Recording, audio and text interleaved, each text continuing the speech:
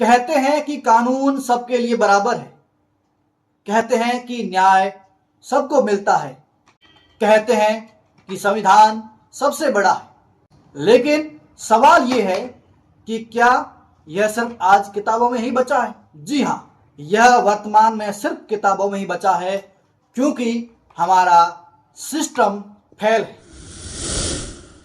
आज इस देश में आम आदमी से लगाकर वकील, पुलिस, अधिकारी कोई भी सुरक्षित नहीं है, क्योंकि समस्या व्यक्ति की नहीं, सिस्टम की है। कुछ उदाहरणों के माध्यम से जानेंगे कि आखिर सिस्टम फेल कैसे है। बाड़मेर का एक युवक जितेंद्र खटीक, गिरफ्तारी के बाद पुलिस हिरासत में उसकी इतनी पिटाई की जाती है, उसको इतना मारा जाता है कि उसकी जान चली जाती है। कानून कहां था उस वक्त? न्याय कहां था? इसी तरह आगे बात करें एक पुलिस सिपाही रामू राम मेघवाल की, जिसके साथ उसके सीनियर अधिकारी ने उसके साथ गलत बर्ताव किया, उसको थप्पड़ मारे, जिससे उसको इतनी ठेस पहुंची कि उसने सुसाइड करने का फैसला कर लिया था, लेकिन सही समय पर उसे बचा लिया गया। क्या सिस्टम में शिकायत दर्ज करना भी आज गुनाह है? फिर बात करें चूरू क्षेत्र के राजगढ़ थाना के थानाधिकारी विष्णुदत्त बिश्नोई की, जिन्होंने सिस्टम के प्रेशर में आकर आखिरकार आत्महत्या का फैसला किया और सुसाइड नोट में लिखा कि मेरे चारों तरफ से इतना प्रेशर आ चुका है कि मैं इस दबाव को सहन नहीं कर पाऊंगा। आगे बात करें हरियाणा कैडर के आईपीएस अधिकारी पूरण कुमार की, जिन्होंने इस सिस्टम के दबाव में, अपने अधिकारियों के दबाव में, विभिन्न दबाव में आकर आत्महत्या कर ली और सुसाइड नोट में स्पष्ट लिखा कि मैं सिस्टम से और अधिकारियों से और ऊपर की जो सीनियर अधिकारी हैं उनसे इतना प्रेशर में आ चुका हूं कि अब मैं जिंदा नहीं रहूंगा। जरा सोचिए, जो न्याय दिलाने की शपथ लेते हैं वही न्याय की तलाश में जान दे देते हैं, तो फिर आम नागरिक की क्या औकात बचती है? और समस्या केवल यहां तक नहीं है।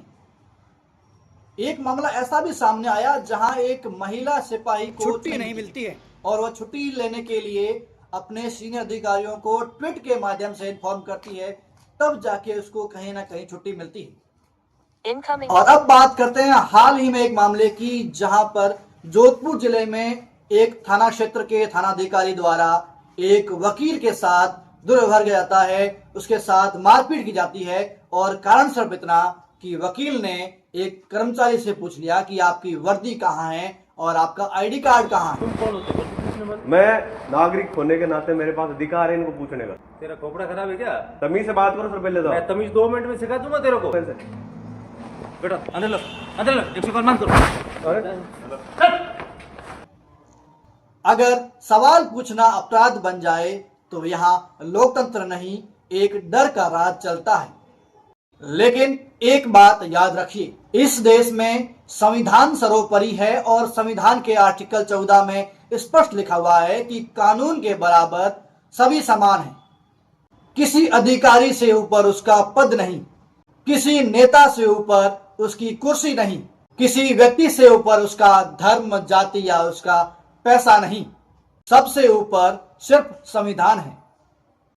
लेकिन यह संविधान और यह अधिकार तभी जीवित रह पाएंगे जब हमारी जो न्यायपालिका है वह स्वतंत्र होगी, जब उसके ऊपर किसी प्रकार का राजनीतिक, प्रशासनिक, सामाजिक या और अन्य कोई बाहरी दबाव नहीं होगा। क्योंकि जहां न्यायपालिका स्वतंत्र नहीं है वहां न्याय नहीं, निर्देशों पर चढ़ने वाला सिस्टम हावी होता है।